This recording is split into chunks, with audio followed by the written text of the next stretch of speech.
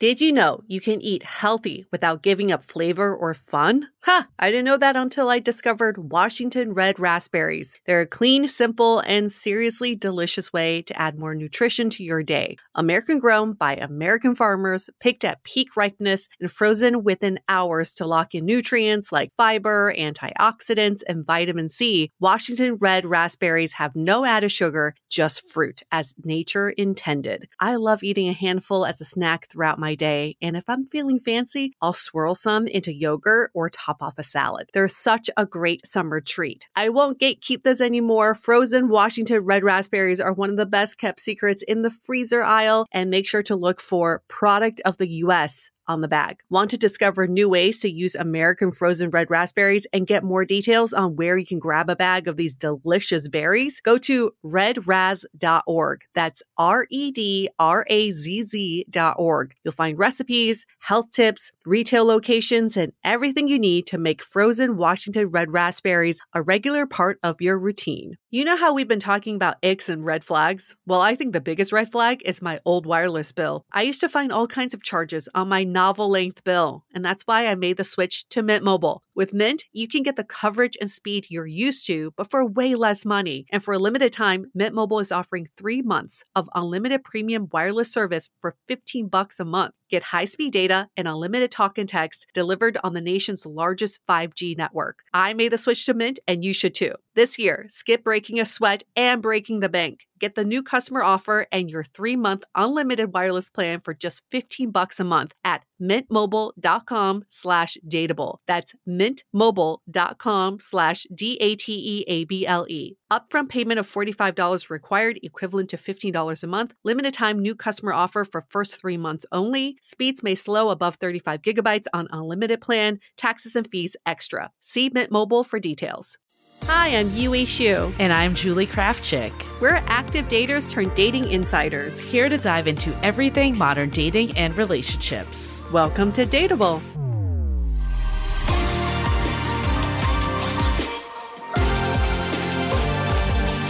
Hello, friends. Welcome back to another episode of Dateable. We are in that situationship period. The on-off season. Our We're favorite hot and time. Sending mixed signals. Our mixed signals video got so many comments of people just saying, why do people give mixed signals? I feel like we talk about this every time we start the on-off season. We do. Because it's just, we live in the gray a lot. So we're comfortable here. That's what It's we're normal. saying. It's normalized. Yeah. Yeah. There we go. But we have a good one. I think the on-off season is fun because we obviously get to do our intros and still catch up real time, but we play back some episodes that we either were guests on, or sometimes we throw in a few top best of Dateable episodes to ever air. We've done other compilations, and then we did a few weeks ago. So if you didn't listen to this, we gave some life updates and podcast updates, book updates, all the updates. So we kicked off the on-off season that way too. So we have an old friend on this episode. We were on hers, Damona Hoffman. And when we first connected for our first episode that we recorded together, she was so sure that we had all met in person before, which is funny in this podcasting world. Sometimes you feel like, you've known someone forever on social media. Yeah. And you've never met them in person. But it's hard to, sometimes I have a hard time remembering. Have I met this person in real life? She she thought she met us, but she also was like, oh yeah, back on the pod. And we're like, we've never been on the same pod before. It is funny just how parasocial relationships end up being. And I get why people feel like they know us, because I definitely feel that way about people I listen to their podcasts. I'm like, of course, if I saw them, they would know who I am. And I'm like, wait, they wouldn't. They would not know who I am. Yeah. I had I had lunch a while ago with Janet from Asian Boss Girl, and now she's doing her own podcast called Living Well. And I've only met her twice in person, or 3 times in person now, but I feel like I know her whole life story just from listening to the podcast. And in conversation, I brought up her ex-boyfriend by name, and I was like, damn, that is so weird. Just sit here with basically a stranger and being like, I know your ex-boyfriend's name and I know what he's all about. It is kind of creepy when you think about it that way. Yeah. And that's why my fiance does not want me to say his name on air. That's the reason. I know. Yep, it makes sense. But it's also, he is a very common name. So he does. Okay. So people would think it was fake anyways. Yeah. That's the best part. Yeah, his real name sounds like a fake name. It's not like like, I feel like your current partner too. I feel like your ex put a very unique name. So that one was like, if you said it, someone could probably find him in like 1 second. 1 second. Yeah. Which one day maybe I will. Maybe I'll slip. You're like post like years after breaking up. You're like, now I don't give a fuck. I have a little confession because when that whole breakup happened, I knew that people would want to find his identity. So I actually scraped him from my Instagram, but I left one photo with one tag. Oh, God. That's your Easter egg. Like, you're going to have like people liking a photo for like 10 years. Like in case I have some leverage here. Yeah. Goodness. But we're not talking about that today on Damona's podcast. Damona's so lovely. She helped host one of our book talks. It was at the Santa Monica Library. And the nicest surprise was her cousin came, who's going to be on next season. Yep, he's going to be a guest. So just the gift that keeps giving. No, we had so much fun meeting Damona, though, even though like it was our first time officially meeting. When you do have a relationship via the internet, which, now at this point we've talked a couple times on podcasts and we've like, just talked to her in general. Like, I feel like we clearly like get along super well and have a ton in common. So when we met, it was like old friends reconnecting, even though it was the first time. Yeah. Oh, yeah, that was the first time. Yeah, that was the first time. Still doesn't make sense, but yes, that was the first time. Weird. But there was just, it was just such easy chemistry, the three of us. I mean, I was definitely exhausted after doing all of our events. Like, I feel like, I don't know about you, like, it really took a lot out of me physically. And it was so much fun doing it, though, but it was exhausting because I think you have to, like, just be a little more on and be more presentable. And I don't know, it's just a lot. But again, it was all great. But I kind of like miss it now that we're like away from it. I think we were just doing them so frequently that I'm like, oh, it's been a while since we've done anything. Maybe we should get one on the books again. Is that what you're hinting at? Do you want to? I mean, if the opportunity presents itself, maybe in a few more months. You have some upcoming travel.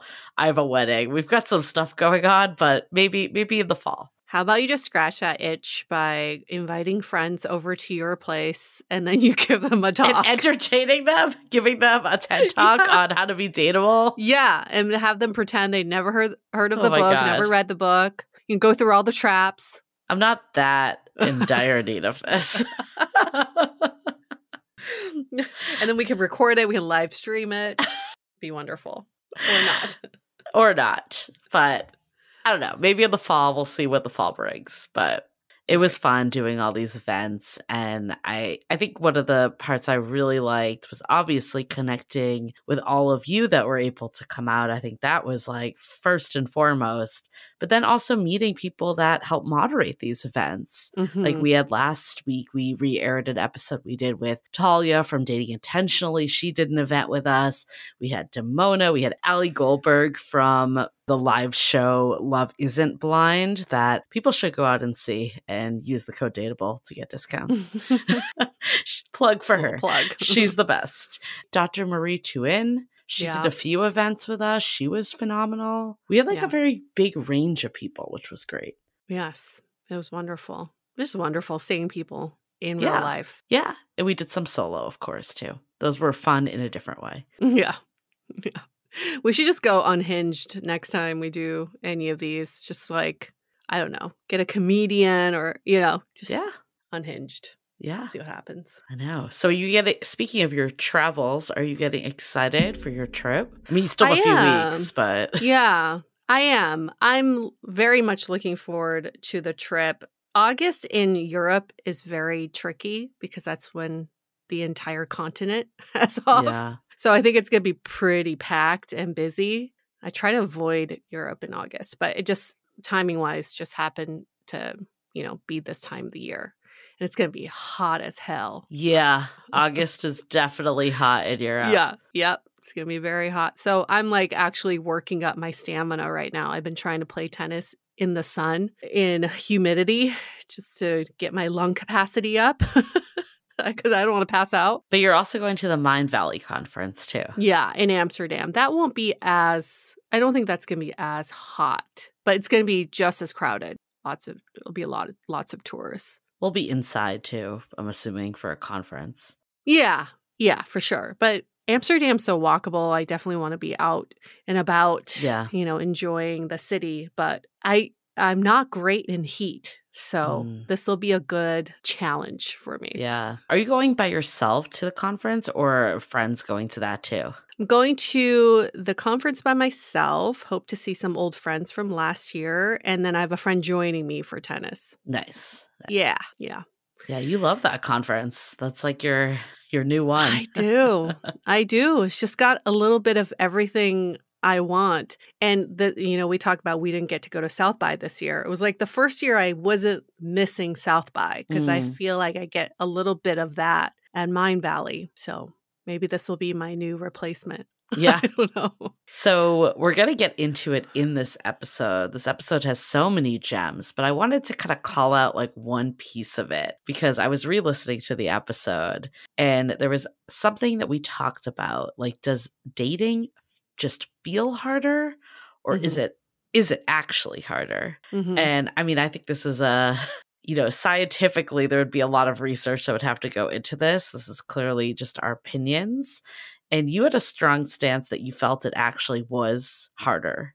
And Damona's stance was that like there were some parts that were harder, but then also a lot that opened up the gates, especially for people of different ethnicities and like dating apps kind of gave that like level playing field a bit. And I think I was maybe more in the middle of the two opinions.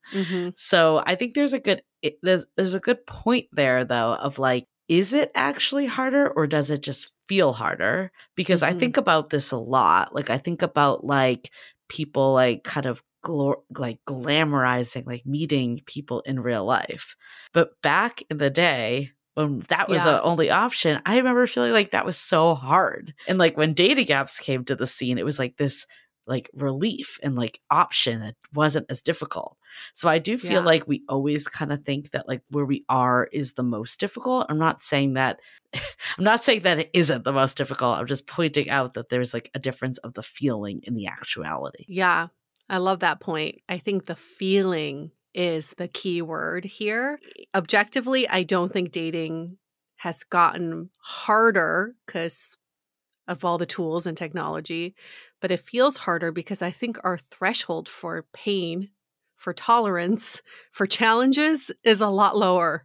Things just feel harder because we just haven't struggled as much. So in comparison, things just feel harder. Like I think we're all struggling with our mental health. We're all struggling with the way the world is, not because the world is harder, just because we truly like have lower tolerance for that kind of challenge. So, okay, just to play devil's advocate on here, do you think it's just that it's more normalized? Like mental health, it's more normalized to talk about how difficult it is. Dating is more normalized to talk about how difficult it is. I'm just wondering, it's like, was that always there? Like mental health challenges have always been there. Was it just more repressed or was it that we just didn't talk about it? I think the more evolved we get, the more issues we're going to find. Because it means we just have more time to think about this shit. Yeah. I truly believe back in the day, like my parents, when they were first dating, they didn't have time to sit and think about it. Yeah. Yeah. Like what's our vision for our relationship? And how do we couple consciously? Like, no, they're just like, have a family. Right. Let's make money and let's build a life together. Now the more we have, especially now with AI, imagine all that time is freeing up for us to think. I think the more humans think, the more challenges we're going to find. But I also don't think it's always a bad thing because No. like you can argue that maybe older generations like didn't think enough about a relationship. Correct. And that's Yeah. why they were in unhappy marriages or got divorced. So I think it comes like it's like a double-edged sword. It might be like more difficult to find the person and the struggle might be greater to get there. But then once you actually do, you're in a much more fulfilling relationship because you've actually like really thought it through and you've, you know, both of you have realized how difficult dating is. So you're like actually appreciative and grateful for each other. That's part of evolution. The more evolved we get, hopefully the more self-actualized we are. Yeah. But the problem is we're in that weird middle period where we're self-actualizing without a cushion to fall on. So we're all like being throttled into this new like conscious state and being like, where are the tools? Where's the blueprint to deal with this? Because now it's like I've uncovered this other side of me with all these repressed needs that I had before. But how do I deal with them, right? Well, how to be dateable, that's the blueprint. We got you. But for the most evolved daters out there.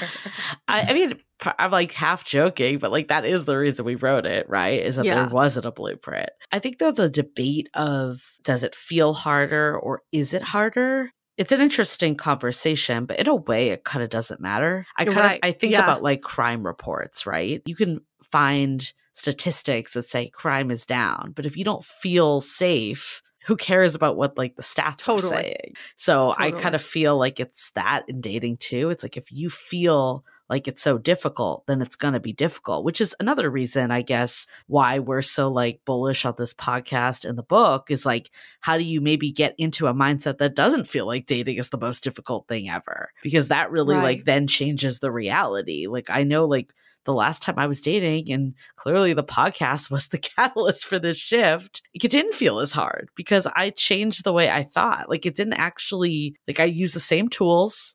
I, you know, in theory met similar types of people. Like there weren't that many variables that actually changed outside of like the way I was like meeting the dating world. We're all going to find at the end of this simulation that it is all about how we talk about our world because it is a self-fulfilling prophecy. They do this research with professional athletes all the time. The only difference between the elite athletes and the mediocre athletes is the way they speak to themselves. And they've actually pulled players out of a game who will go to their coach and be like, I just can't play today. I'm terrible today. I don't have the skills today. And guess what? They're going to lose that game. It is how we view dating too. The more we say, this is so hard. There's nobody out there. I'm going to die alone. Guess what? There is no surprise plot twist. You are headed in that direction if that's how you speak to yourself.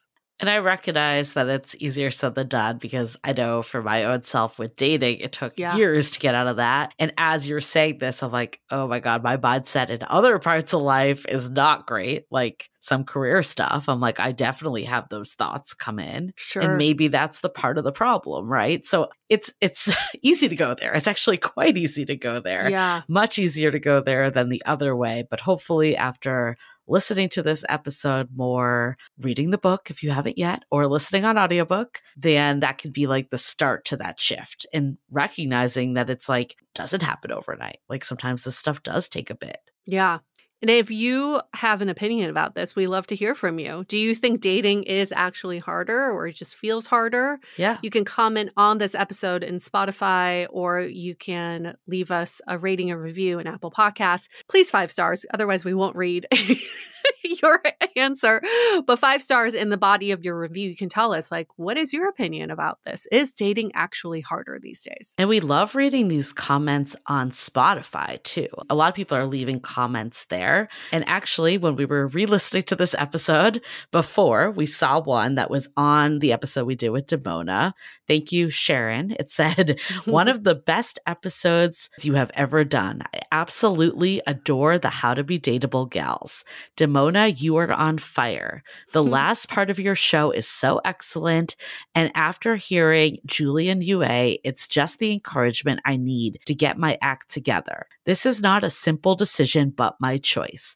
No more wasting time and energy. Thanks for all the information. I will have a great time remembering experiences, knowing I learned. You two have so much heart. Yay! Bravo. Thank you, Sharon. And agree with all that praise for Damona. She's crushing it. So we'll leave you all with this episode because it's so fantastic. But before we get into it, remember, go order How to Be Dateable. If you haven't yet, you can do audiobook, physical copy, ebook, whatever you desire on howtobedateable.com. Before we get into it with Damona, let's hear a message from our sponsors. Life is a workout, and Smoothie King is here to help you power through. Whether you're crushing morning miles or sprinting through back-to-back meetings, give your body the energy, protein, and power it needs to help you conquer your goals. Only at Smoothie King. Okay, let's get to this episode with Damona.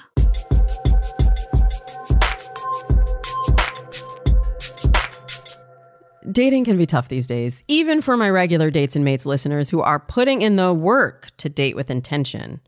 Many of us grew up in the Disney prince and princess era, absorbing these fairy tales about love at first sight and happily ever after.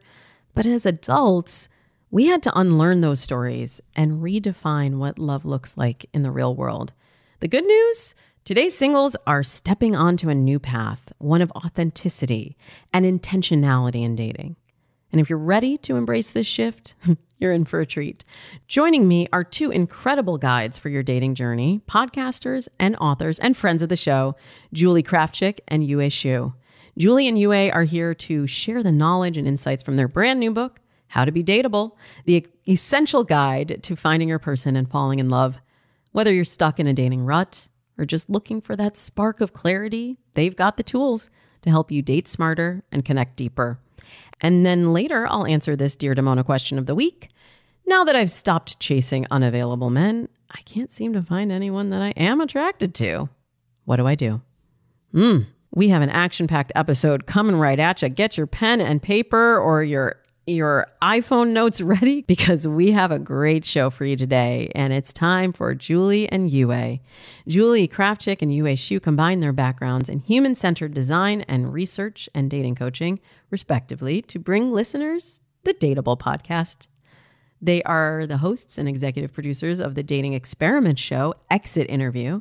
And now their new book, How to Be Dateable, the essential guide to finding your person and falling in love, is out today and on shelves now. Please, let's give some big smooches to Yue and Julie. Yay. Thank you. Smooches We're so happy to be here. I'm so happy to have you here. And I do a lot of podcast interviews. I've interviewed a lot of guests here. Mm-hmm. And there's, sometimes the conversation, it's like, okay, I can see where they're coming from. And sometimes the guests are like, oh, these are my people. You two are my people. We are speaking the same language, and we're certainly speaking the same language with your new book, How to Be Dateable. So this is like exactly how I want to spend my day. I mean, the feeling is Us mutual. Thank you. Okay, so let's dive into, first of all, how long have you been doing the Dateable podcast? 10 years. For freaking ever. A decade, yes. So why write a book now? Good question. Very good question. I don't think in the beginning of doing this podcast that we thought we would ever write a book because we thought we were just sharing funny dating stories. But in 2021, our now editor at Simon Element actually reached out to us over email, and she was a listener and she was in our community, and she said, "You two have a book in you." And so I think that gave us a lot of confidence to say, well, it took us 10 years, but, 10 years of research and experience to write a book that we feel very confident about. Yeah, you definitely had a book in you. And just for those who haven't heard your podcast before, who haven't heard you here on Dates and Mates, give us a little bit of your backstories of how you came to even start the podcast and become interested in talking about dating for a freaking decade. Yeah. I mean, I think both of us met each other at a pivotal time where we were confused about dating. And we did not have it figured out ourselves. And I personally will speak for myself in the sense that I never tried to be a dating expert. And even just hearing that today, it's kind of funny because I was just so heartbroken and why is dating not working, caught up in what I hear a lot of people going through today. So when Yue and I met, it felt like a perfect time. Yue was new to the city that we were both living in, also confused by dating. It was at that point where apps were starting to explode as well, and dating was just changing. We were both in San Francisco at the time, so I think the wave was a little earlier than maybe everywhere else because just tech is such at the forefront, but just also just the way people were approaching dating, the old rules and the way that you were taught to date. I remember just being a later bloomer and being okay, well, I'm going to approach dating like I do everything else, like college and getting a job. I'm going to study. And I read all the books and I was not showing up authentically at all. And it was not working. And when we started this podcast, I was just why don't things go past the third date? Why was it that when I met someone that I thought was the one for me, the relationship didn't end up working? So I think there was a lot of questions and we decided to dive into them, hearing people's dating stories so we could learn. And you asked earlier, why a book 10 years later? It took us 10 years to understand, what was happening in modern dating, what were the experiences by talking to thousands of daters to now learn of okay, if everyone's frustrated, what can we do differently to actually have fulfilling dating lives? Yeah. Yeah. So important. What about you, Yue? I think I was stuck in the shoulds. I didn't really know what I wanted, but I knew what I should do. And when you get stuck in the shoulds, you lose sight of yourself. So I was losing myself in dating. And what's funny is I was a dating coach for a decade before that, thinking I had it all figured out. I was really good at coaching clients to trick people into liking them. And when I moved to San Francisco in 2015, I remember thinking, I don't know what I'm doing anymore. None of the old rules apply. I no longer am interested in tricking people to liking anybody. How do we have authentic connections? So I was very lost and I was ready for kind of a clean slate in dating. I feel like there's a lot of people listening right now who are but I need that now.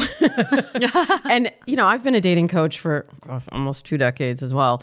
And I have seen there's been several iterations of the dating experience. I definitely hear you on there was sort of a more manipulative, more like a game approach, and I talked in F The Fairytale about the rules was the women's version of teaching, the dating tricks. And then there was the game for men. And it did land us, as you said, Yue, just in this sort of inauthentic place of dating. And I have seen a big shift, again, towards authenticity. And yet at the same time, from the letters that people write into the show and from all of my clients, I am seeing in the last year or two a huge dissatisfaction, a growing dissatisfaction with dating. And it seems that you're seeing it too, based on sort of where you begin your book. Yeah. We're in a love crisis, you say. Yeah. Why is it a crisis? I mean, I think it's what you were saying, Damona. It feels harder than ever before. And people are feeling just the mental health effects of dating, that, you keep going on all these dates and nothing seems to work out. And in a world where we have so many options, why does it feel like there are never enough people there? And in theory, that should be better. And I think there's a lot of benefits of the world we live in. The fact that we can carve our own path. We don't have to go down a specific way. But that's also really confusing because there is no roadmap. I think the rules, the benefit of that was that it gave you a blueprint. It didn't necessarily work, but at least it felt like you were following something, where now it's kind of this free-for-all that's just confusing. And we feel like even though maybe like consciously we know like, oh, we shouldn't play games or we shouldn't do all this stuff in the old guard, but all that still seeps through. Like you probably get this all the time, like questions about like, when should I text back? Or, when should I sleep with them on it's all of it's like, how do I manipulate the situation, even if we don't think we're doing that? And a lot of it runs deep, Okay, I'm going to ask you a very direct question. Because you said it feels like dating is harder today than ever before. Is it? It truly is. It really is. Tell me more. So here's the thing. Like if you just look at the trends of dating, back in the day, 20, 30, 40 years ago, people dated within their network. They formed organic connections. They did not have to win people over because they saw these people over and over again. They had FaceTime with them, and over time, attraction was built. Then when dating apps came on the scene, it was like now you're expanding outside of your network, and now you have to convince strangers that you are lovable, that you have partner material, that you could spend your life together. So then we had to have these games and rules because we didn't know how to, I guess, quote unquote, win people over. But now we're at a new phase in dating where people say, okay, I don't want to win people over anymore. That's not organic. I want to have authentic connections like people had back in the day. But how do we do that in this world that's so big now? We've had expanded choices, and people are more self-aware than ever. So with all this new information and all these new options, how do we get back the organic, authentic connections from back in the day, but in a modern world? And that's why it's harder than ever, because we don't know how to navigate this right now. And so many people are giving up on dating and love, or thinking about giving up on it, because there's so much information out there, and they're confused, and there's just a lot of inaction. I'll go with you on that, because I hear a lot that it is harder, and I'm like, well, but just as a woman of color in the modern world, I feel like dating apps ultimately, they expanded my dating pool. They made it a lot easier for me to date. I have a lot of clients who are divorced, who are finding that they're able to access a dating pool when before it was like, just like, I guess, wait for somebody else somebody else's relationship to break up, and then you can swoop in. But now we can really do the choosing. But it is just what you said, Yue. It's the amount of options that we have. Not that it's making people unable to choose. I truly don't believe that the paradox of choice is I just don't believe in that. My husband will disagree with me. I just don't believe in it.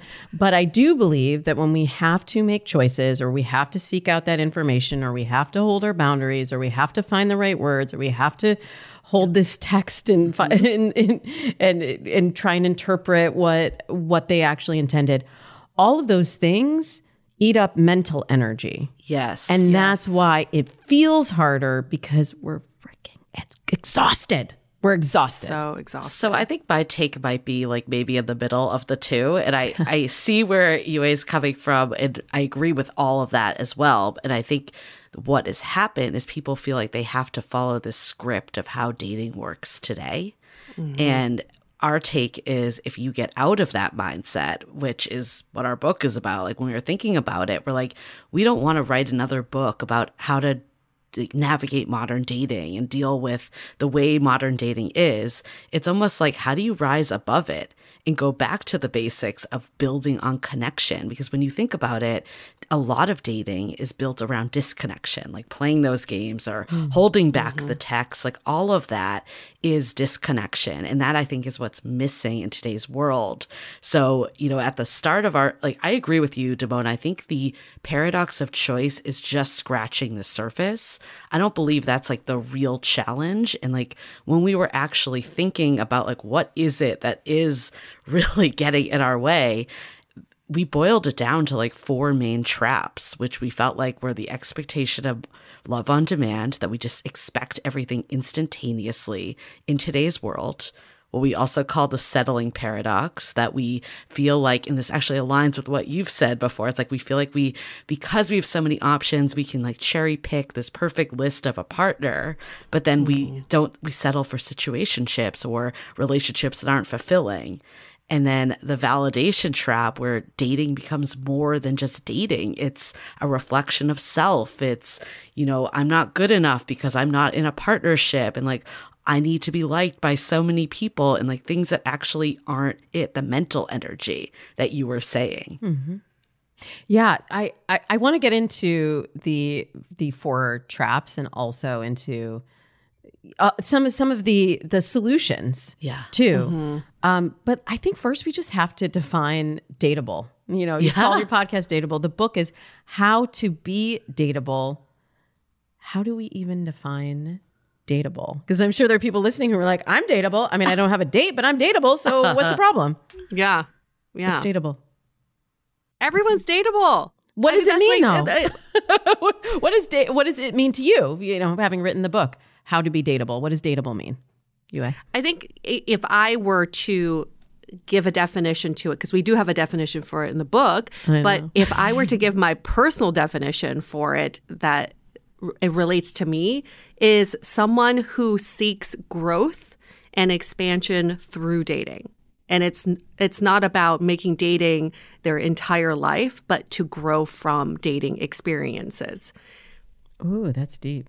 That's deep. Do you have a similar definition or something different, Julie? I mean, I think like the word able keeps coming to us, like when we think about like dateable and able, and it's like the ability to be emotionally available, to be vulnerable, to put yourself out there, to write your own rules and carve your own path. I think that's what dateable means to me, of not necessarily going along with the masses or doing things that don't feel authentic to you, but figuring out what is it. We have in our book, The Dating North Star, like what is it that I really want? What is it that is important to me? And how do I stay true to myself in using that as a measure of success, opposed to, did I go on another date? Damona, what would be your definition of someone who's dateable? I think I'm somewhere in the middle. I think your definition of someone who's willing to learn through dating really helps put it in perspective.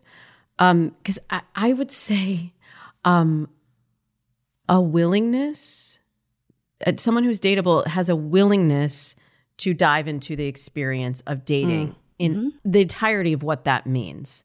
Because diving into dating means learning from your experiences, learning more about yourself. It also means some disappointment. It also means building certain skills that maybe you thought you had. So I think it's all of those things. But I love how in the book you've come at it from different perspectives. Like you identify different types of daters too. Because you can be dateable, but you can interpret things from a different lens than the person sitting across from you. Totally. And I mean, that is the crux of it too, is that everyone is dateable. There's certain things that are our biggest assets and things that are getting in our way. And that is what we have is like the 5 dating archetypes. There's a quiz that people can take and figure out what is their archetype, like how do they show up with dating, what are some of their behaviors and attitudes, and what's also holding them back from it. And we believe at the core that, like everyone's dateable, but it's modern dating that's setting us up to fail. And if we don't recognize some of these traps that are getting in our way, then we can get really sucked into the modern dating culture instead of like actually using dating for what it is to find the right partner for us. Yeah, I love the quiz. And I also have to say, I love your book is so cute. Oh, thank you. Thank you. There's all of these illustrations. I wanted illustrations. They would give them to me. But your illustrations really make it accessible, make it fun, and help us not, it's this weird balance of not taking it too seriously, but also taking it seriously. Am I making any sense? No, where it's like you have to show up, right? Yeah. And I think that ultimately is kind of what got Yue and I through dating too. Is like we had each other, we had the Dateable community to like feel this. Of course, we want to talk about what's, you know, most important to us is finding love and the relationship that we want, and being like, even beyond that, like being good with ourselves when dating, but also bring some lightness to it. Because if you just get wrapped into that all the time, it can start to feel exhausting, and that mental load you were talking about. For sure. And also, you know, Julie did the illustrations. I just have to point out. So that's why we got illustrations, because Julie made them. Why didn't I call Julie? You should have called Julie. This is going to be my second career. I love it. You have so many talents, both of you. And the illustrations are really great. Okay, I want to dig a little deeper here, but first you have to hear this. Thank you for supporting the people and the brands who help us bring you dates and mates for free.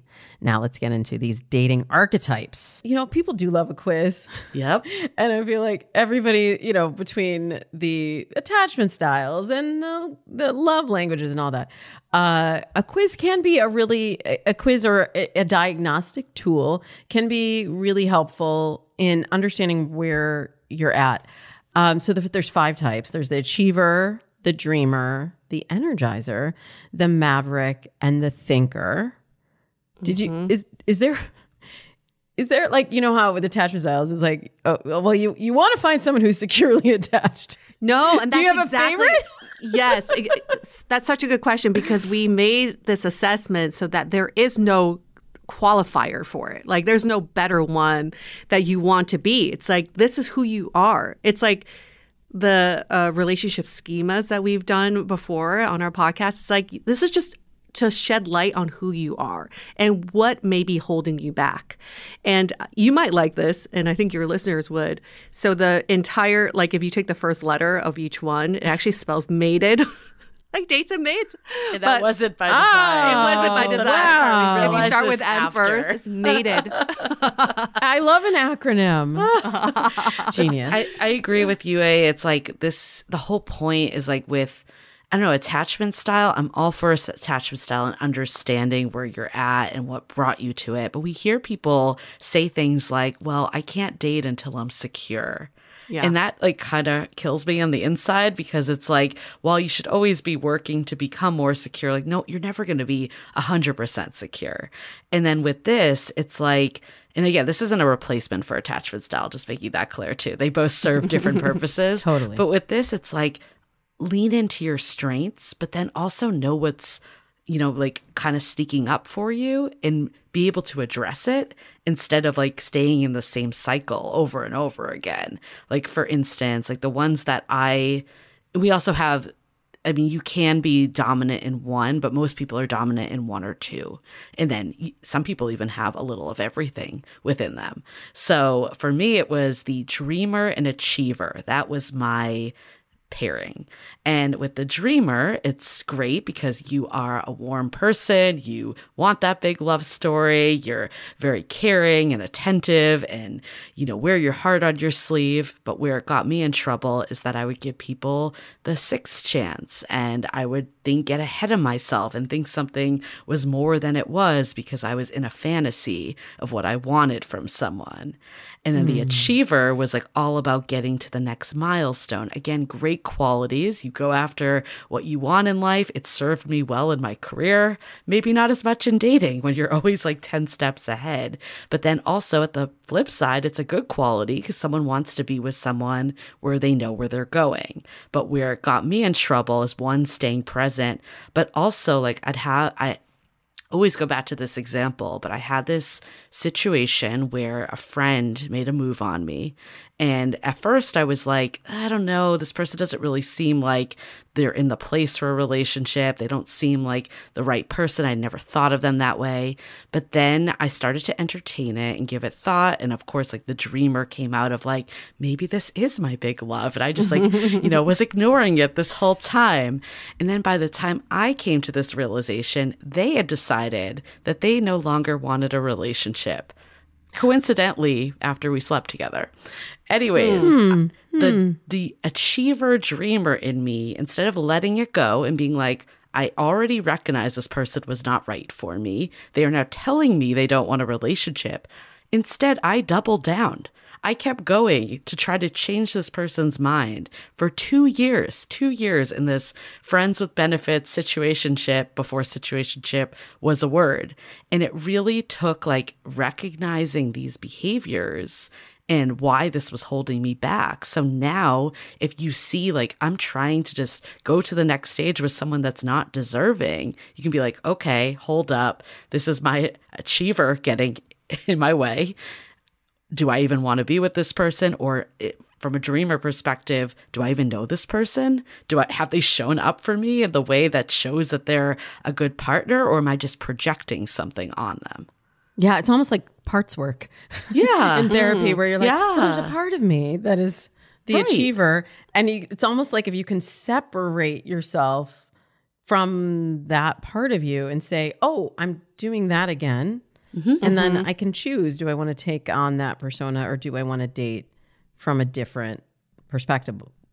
Yeah. I think that's part of what makes you dateable. And it's not saying like if you're an achiever that suddenly you're just not going to care about milestones at all. Like we're not saying that, but it can allow you to be more present and say like, is the right person showing up for me? And if they're not actually meeting my needs or they're not willing to put in as much effort as I am, then maybe I don't need to get to the next date with them. Maybe I need to cut them off so the right person can show up for me.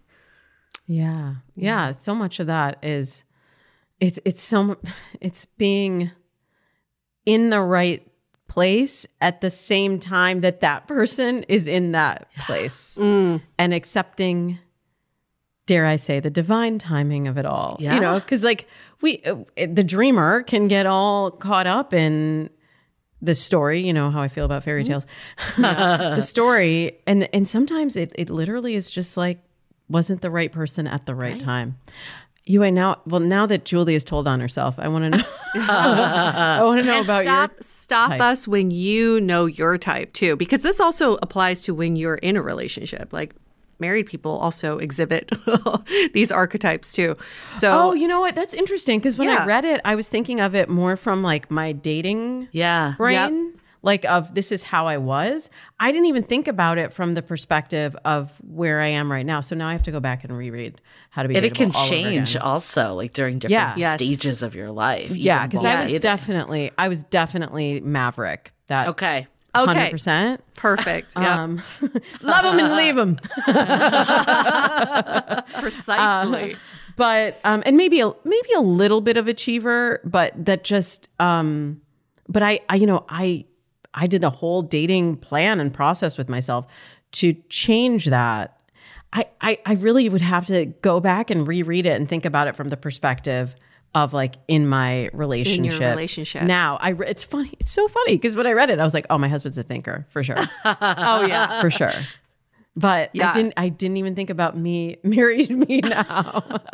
I love that you went to your husband though. You're like, he is this. Right? I have analyzed you, honey. And that's really what marriage is all about. Yep. It's diagnosing your partner. Yes, 100%. You are not a narcissist. Congrats. Turns out you're not. I want to dive into this even more, but before we do, let's take a quick break to hear from our partners.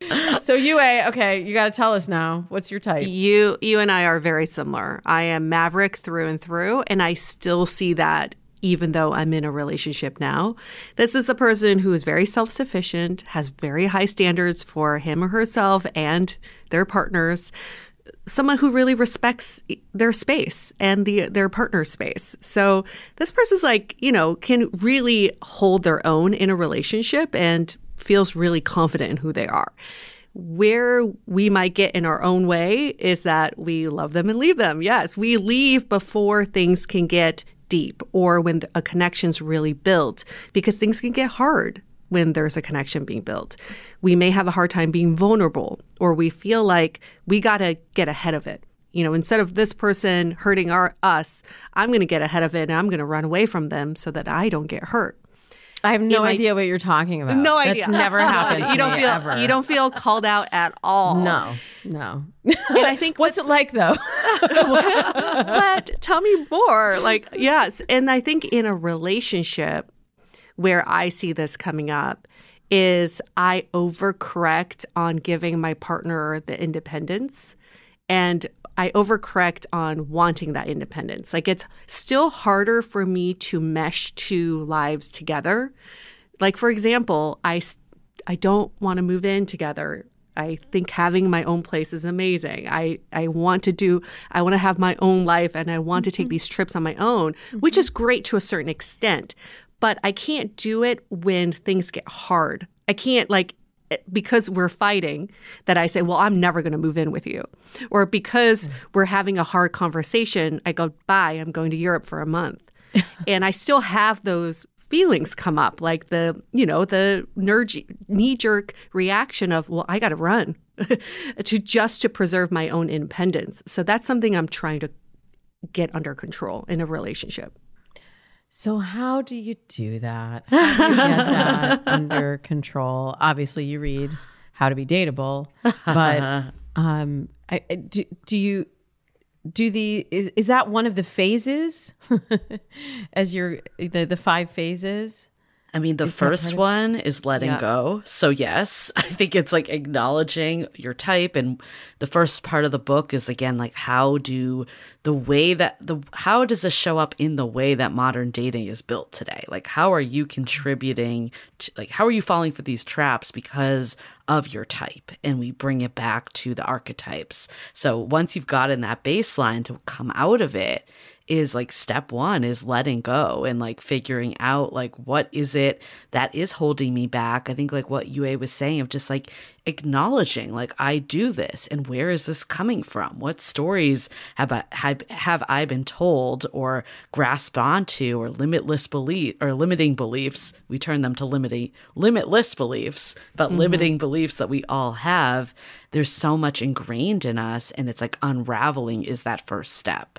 Can I also add something that I see come up for a lot of daters of all ages, but especially daters who online dating apps are not their native language, or texting is like technology is not their preferred or most comfortable method of communication, which, you know, I actually was just talking to somebody today about texting, and he was saying that he and his wife have very different texting styles. And I was saying how when I originally started texting, I used to say on the Dates and Mates podcast, circa, when did I start this? Like 2013, I would say texting is for information and not conversation, which it was at the time. But I've had to evolve that. And so I was saying now texting is really my primary way of communicating with my friends, with my colleagues, with, you know, most of the people. It's some form of text-based communication. And that's a skill set that I have had to grow into, that I have had to learn, and I've had to adapt. I've had to adapt my dating philosophies and strategies and tools many times as the world has shifted. So I saw also in that letting go as, this is going to be hard for some of my listeners to hear, but also giving permission to the process of the world of dating, like you just said, like the dating as it is today. Yeah. And I think this nostalgia for dating as it used to be, and like, oh, well, wasn't it easier when you just met somebody at church, or, you know, people would go out to bars and clubs and you would meet that way, or like, you know, whatever fantasy we have of how it used to be or how it should be, if we could just let that go and be with what is, that will help us a lot. To adapt. I mean, also remember, we had texting plans back in the day. We couldn't text unlimitedly. Remember that, right? We had to pay per text. I want to like put a button on that, like a flashing sign. Yes. We didn't have video chat, and we didn't it's just we didn't have dating apps. And even with dating apps, we had to pay. It was free to join, pay to communicate. Now everybody's like, but I don't want to pay to. Nobody wants to pay for these features, and I'm like, well, it's not free though. Yeah. I mean, you get what you pay for if it's free. Yeah. I mean, letting go, I think, of the beliefs that you have, and then it encompasses so much. And some of it's the model of love. Like, I think for me, a big piece of it was like, I had this, like, again, back to the dreamer in me, this like fantasy of how a relationship should unfold and what love looks like. And it made me stay in like an on again, off again relationship for far too long, because I was like, had this belief like love conquers all. And like a healthy relationship seemed boring to me at the time. So a lot of it was like rejiggering that piece too, and, you know, letting go of like what I thought. And I'm really glad you brought that up of like holding on to the past, because dating has always been hard. Like, I agree with what we were saying at the very start of like, yeah, maybe there were less people and you didn't have to prove yourself to strangers. But I just remember like before apps, like being so hard to meet people. And then when apps came on the scene, I was like, oh my God, this is amazing. And now that apps are mainstream, everyone just wants to go back to like meeting in bars in real life. And that isn't always that easy either. So it's never going to be easy. It's so cyclical. Yeah, but they don't want to go out. Right. Yeah, nobody wants just to go want out. someone to appear on your doorstep. Every time I have a client that's like, well, maybe the apps aren't for me, or I don't want to meet someone that way. So I'll say, okay, here's your dating plan. And then I'll research like, here are meetups you can go to. Here are singles events. Here's a bar. Here's and they're like, No. oh, no. I don't want to go there. I don't want to do that. Who do I go with? I'm like, see? Okay. So grass is not always greener. But in these phases, there's letting go, and then there's gaining clarity. So is that's more about the dating plan I was talking about I had with myself. Like, once I had clarity, then I was like, oh, this is how I do it differently, right? Yes. Yeah. And also, it's the same rule as manifestation. If you don't know what you're trying to manifest, how are you going to get that result? Same thing with dating. If you're not clear about why you're dating in the first place, which, by the way, most people aren't, because when we poll our audience, it's like, why are you dating in the first place? The answers we get are like, to be in a relationship, to not be lonely, to have companionship. But that's not the real reason why you're dating. Like, let's get to the bottom of why you want to be in a relationship with someone, or why you want to feel romance with someone. So once you have that clarity, then you can clear your path to reach that goal. Oh, that's deep, Yue. That's deep. I mean, I think this has been personally one of the most instrumental thing that we've seen in people that have met their person, and then also within ourselves. And like Yue was saying, like, it's always these like generic things that we want. And it's not to say that like being in a relationship isn't what you ultimately want, but usually that's in the future. It's not really going like deeper and getting actual clarity. Like, we're pretty sure most people don't want to just be in a relationship with anyone. They want to be in like the right relationship for them. If you want to be in any relationship, you could probably be in any relationship tomorrow. So we have this exercise that we highly recommend people doing, is what we call the Dating North Star. And it looks at, why is it that you're actually dating? What is the reason? And we encourage people not to use the words relationship, partner, like any of the generic ones that you would do. And there's even like a way, actually, this was referenced in your book too, Damona, the 5 whys theory of just like getting deeper with things that became popular by like the founders of Toyota. And it's like, let's keep asking why to get to that next layer and really uncover what it is. And when we found people say this, like, we have an example of a dater that we talked to that started off like, I want a relationship. I want to feel, get attention from people. And then it came down to like, I want to feel prioritized by someone that sees me for who I actually am. Like, that's such a deeper dating why than just like, I don't know, I want to meet people. Like, that's so like high level. And it gets into the feeling. That's what I'm always saying here. Like, how do you want to feel in that relationship? Because if you don't like how it feels right now, well, how do you want to feel? Because you probably won't know it when you see it. You won't know the packaging that the person comes in, but you're going to know that feeling of being with the right person that makes you feel that way, feel supported, feel seen. Yep. So you have to show up. We covered that. They're not, unless you're waiting for your Amazon delivery person. You have to show up. Showing up is about energy. How you're showing up is more important than just showing up. It's not just about going on date after date thinking it's a numbers game. If you're showing up after a tired day and you just had a fight with your boss and you are not in a good mood, that's not showing up for the date. You're just physically there. You're just existing. So that chapter is really about doing a mental check and an energy check before even engaging with another person. Yeah. And even being online too. Like people will say to me, oh, well, I've been dating. And they're like, they like show me like a receipt. Like I have a dating profile and I'm like, but are you like checking it? Are you using it? Are you liking people? Are you engaging? Are you talking? Yeah. I think it's also like if you're dreading going on dating apps, that energy is seeping through. Like it was like, I think this actually, to me, this is one of the most important chapters because I think this is the one that we all think, oh, I got it. Of course I'm showing up. This is good. But it's like, how are you actually showing up? Like, I'll give a personal example. Like for years, I didn't put people's phone numbers in my phone that I met online because I was like, oh, the odds of seeing this person is slim to none again. Like, why save their number in my phone? And I showed up with this energy of I'm not going to see this person again. That is a terrible space to be in going into a date.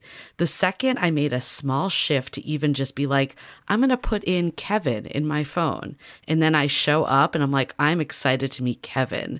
And that's when things like started to like, I was like, okay, this is a real person. I'm trying to connect with them. They're not just another number and another date and another thing that isn't going to work out. So when we hear everyone that's like, oh, dating is the worst, it's like, are you bringing that into your dates? Because if you are, then that's not the energy that's going to attract someone. That's so wise, Julie. That's so wise. Even just how you've articulated that energy, because I do hear from a lot of people that are like, I just don't want to meet somebody on a dating app. But then you feel like you're missing the party if you're not there. So you're kind of doing it. But I called it zombie dating. Like you're there, but you're like not present. Not really there. You're not really there. So what is the next phase? Investing appropriately. We love this one too. It is what we were talking about earlier. Why do people feel so burnt out from dating? It's because where are we spending our energy?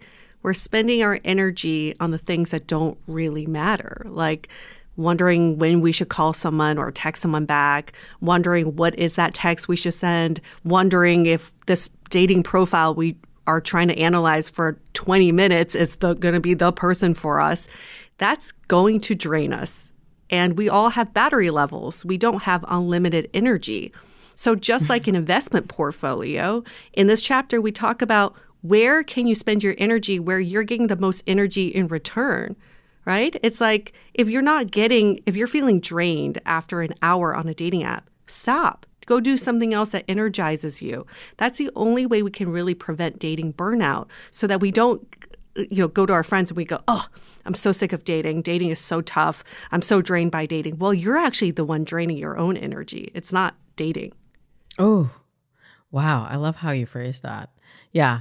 And like, it's maintenance. Like I just had physical therapy this morning and my PT was like, after you've been on the computer for like 30 minutes, so right after this, I have to do stretches and I have to heat. And it's like, oh, it's kind of a pain, but I know I'll feel better when I do it. It's almost like doing that dating physical therapy, but like mental therapy, emotional therapy, where you fill your cup, your battery back, you recharge your battery, and putting those practices in place, because otherwise the absence of it is you'll be swiping forever and, in the TikTok wormhole. And I mean, it's inescapable at that point. I feel like I'm one of the rare people that's pro apps. Like, I mean, I know you are too, but like, I feel like a lot of people told you you're my people hating on apps. And I mean, I've met multiple partners on apps and my current partner of over 3 years on an app. And what I did differently though, was I knew the limitations of apps. So we talk a lot about that of like, yeah, maybe you only spend 30 seconds looking at their profile. And that's not settling. It's recognizing like, I'm not going to invest 2 hours in my group text analyzing this person that may not even be interested, yet alone active on the app. It doesn't mean you can't look at their profile later. It doesn't mean like you can't have further conversations, but it's recognizing the medium for what it is. I also got rid of notifications because I didn't want to feel like I needed to be pulled in. I had a very, rigid, I guess, but like it was only Sundays that I logged into apps. It was Sunday only because that's the highest traffic. And if I also learned if you let things like linger for too long, you're never going to meet up in person. So it was, how do I have a conversation? Move this off the app. If I'm not ready to meet, maybe it's to text, get a Google Voice if you really don't want to give out your number. And then also like maybe it's a phone call, maybe it's something else just to progress and learn more about this person and see if it's someone I could date. So there's so many ways to like use them. And I think we always think we need to be like acquiring, going on more. But this is really about like, how do you actually use your time effectively and do it in ways that energize you and invest in the right people and not keep going down the path of like people that aren't even worth your energy at all. 1,000%. And invest in the right tools. Like invest in this book, y'all. Invest in how to be dateable. I swear, I have to have you back because I could literally talk to you two all day. And we've just scratched the surface of what's inside this book. We didn't even get to the fifth phase. So I'm going to let the fifth phase be a mystery for everyone. Linger. Yes. And they'll have to read about the 4 dating traps: expectation of love on demand, settling paradox, validation trap, relationship chicken, because it's all inside the book. And it's so cute with all of Julie's illustrations and also so actionable. That's the other thing I love about this. Like with the quizzes and the tools and the typing, it gives us a framework. And that sounds like that's what you were also talking about, Julie, is like having a framework to take all of this that we're experiencing and all this that we're learning and then actually put it into action in our lives. They all tie together in this framework. I know we're tight on time, but can I leave one last story of how they tie together? Stories. Okay, before I met my partner, there was someone I was talking to that I thought, like, again, because we had interactions, this was actually virtual, and it's like kind of embarrassing to say this, like saying it out loud, but it was during COVID. I was back in Boston. This person was in San Francisco. We were talking every day, all day. I thought I'd met like the person that could be my person. And then, of course, this guy was like offering to pick me up from the airport, like all on. As soon as I got back, all of a sudden he was too busy. Couldn't spend an hour, couldn't find any time to meet up. And I think an old me would have hung on to the past of like, there was so much potential, there was so much promise, and try to like push it. The dreamer in you? Yes, yeah, exactly. But then this time around, because I knew my dating North Star, I knew I needed someone that prioritized me. I was clear on my needs in a relationship. I was like, if this person can't even make an hour to meet up, they are not worth my time. So that went back to the investment strategy. And I let them go. I was like, look, like, if it's clear we're not in the same place right now, if things change, like, feel free to get in touch. Like, who knows where my life will be, but like, I'm moving forward. And then like, I don't know, a month later, I met my now partner who I never had this feeling with. I always felt prioritized. And I could go back to that North Star and knew that he was someone worth investing in. I love that story. It gives us all hope. Yes. Well, thank you so much for being here and sharing hope and wisdom and how to be dateable with us. Thank you, Damona, for having us. Always a pleasure to see you both. Be sure to head over to howtobedateable.com to grab a copy of How to Be Dateable, the essential guide to finding your person and falling in love. And you'll also be able to take the dating archetypes quiz there too. You can follow Yue and Julie on Instagram at Dateable Podcast. You know, you can find the links in the show notes. In a moment, I'll be back to answer this listener question. I feel ready, but I can't seem to find someone that interests me. So what's wrong? I'll tell you in a moment. As always, you send in fabulous questions, and I am here to help. This one is a text from a listener named Caroline. She says, "Hi, Damona. Thank you for all you do. I'm incredibly grateful for your advice and knowledge. My question is around being patient versus taking more action in dating. I've been dating for a long time, looking for my forever person. I'm in my early 30s, and I have had a few 3-ish month flings over the past few years. Before that, I had 4 relationships lasting 6 months to a year, nothing longer than that. I realize I've been scared of commitment in the past, but I feel like I've done a lot of the inner work to know when this is coming up and how to cope. However, since I've stopped dating emotionally unavailable men, I find I'm rarely into anyone. I dated a nice guy for 2 months this summer who is not that attractive to me, but he seemed great on paper and clearly choosing to pursue something serious with me. I found myself not wanting to be physically near him, and I hate to say that I wasn't particularly excited to talk to him or to share news with him. He was lovely, but it felt like a mismatch.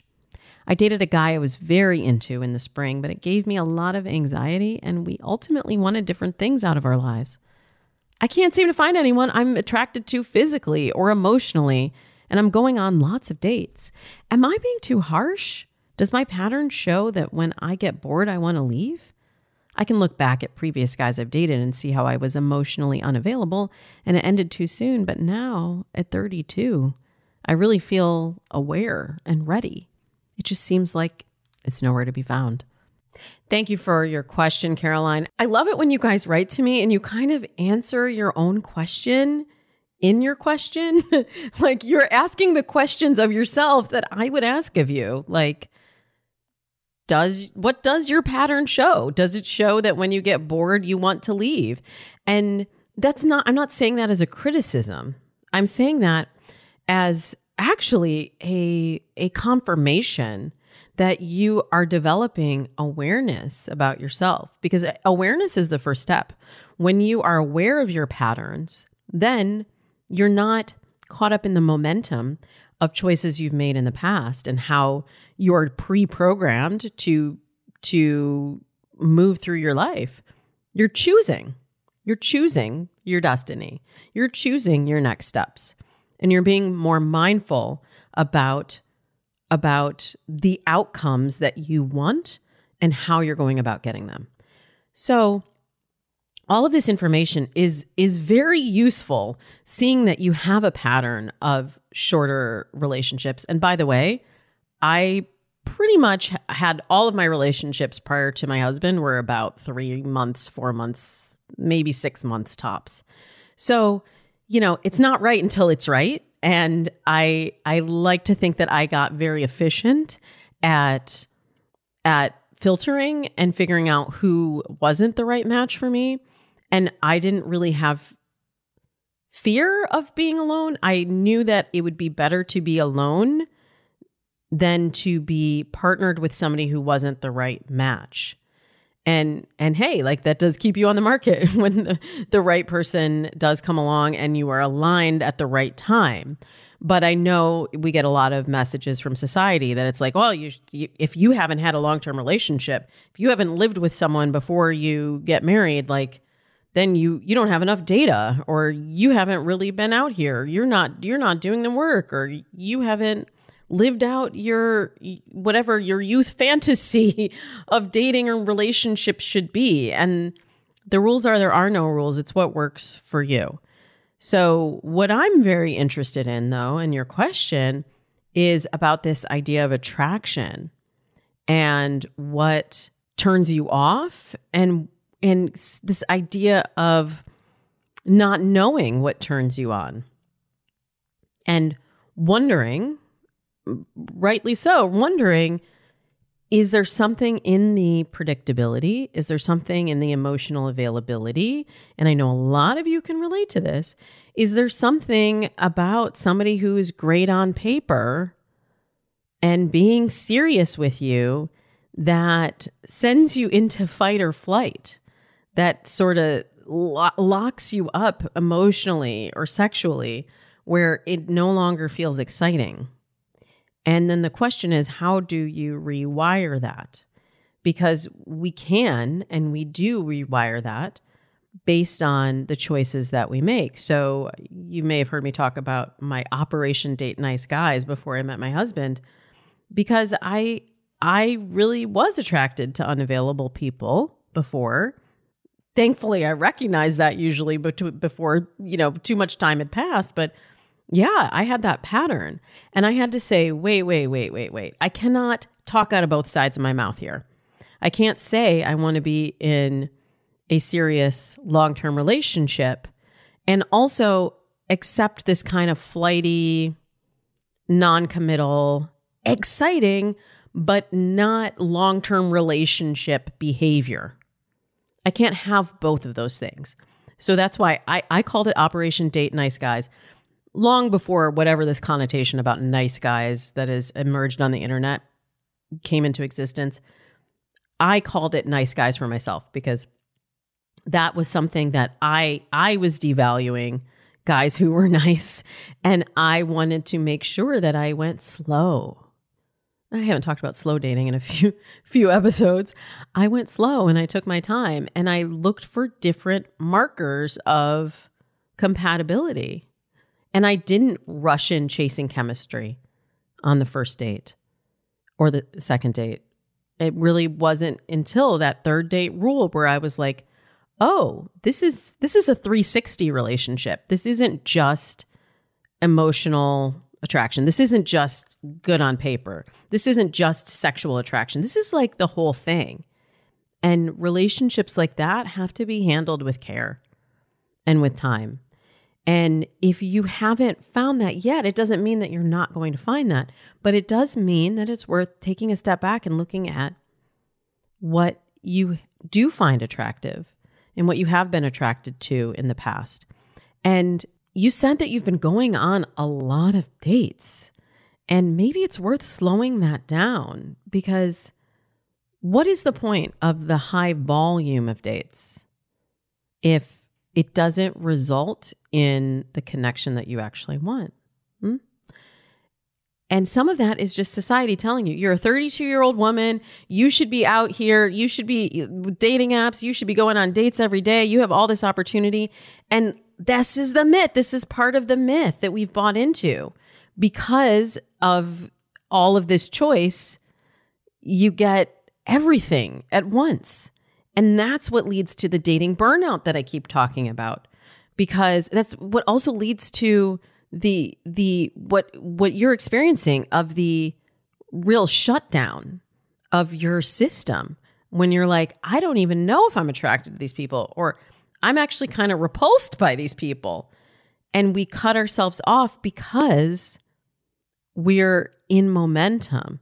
We're not in clarity. We're not in choosing. So I would really scale back on the dates, and I would really get curious about your attractors, and maybe even sit down and make a list of, okay, what do I find attractive? Because you said I can't seem to find anyone I'm attracted to physically or emotionally.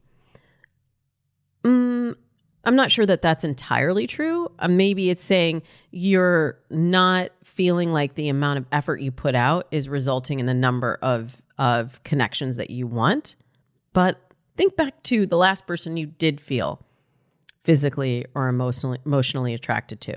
Think back to, I don't know, like celebrity crushes. Sometimes I'll even start there. Like, what is it about this person that you really are attracted to? And start with that.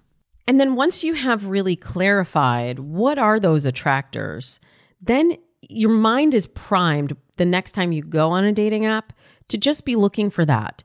Don't be swiping on potential. And this is, by the way, this is specific advice for this situation. Like, most of you are swiping way too, it's very heavy on the left swipe, right? It's very heavy on the no.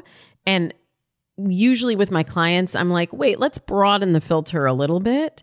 But in this particular situation, I'm like, no, you need to close the filter, because you need to figure out what is that thing that's attracting you in before you invest a lot of time and emotional energy in people and then have it end up with the same results. And I know that you feel aware and you feel ready for a serious relationship, and that's a great place to start from. But you also need to be aware of your patterns, as it sounds like you are, and also of your attractors, and find out which of those attractors are positive which enhance your life, and which, if you're being totally honest with yourself, are attractors that do not serve you. Like, if you're attracted to people who keep you guessing because it's exciting, but you're like, wait a minute, that is not a value that I have. That is not a value that I want in a partner long term. You actually have to turn the ship yourself. And you have to say, that is no longer a quality that I find attractive. I'm going to value somebody who's a good listener, who does what they say they're going to do, who is reliable. And you're going to start looking for those green flags instead of reading the red flags as green ones. We're really good at that. We're really good at it's like the dress. Is the dress blue or gold? We're really good at changing the lens to fit the outcome that we want. And you have done the bravest thing to realize that the path that you're on, the outcomes that you're getting are not the outcome that you want for the future. And you have an opportunity at 32, at 42, at 52, whatever age you are listening to this right now, you have an opportunity to rewire your brain, your connections, your attractions, and make different choices. So there's a lot more in F The Fairytale about that. And you have a little homework to do. So I will leave you there, but I will say you are on the right track.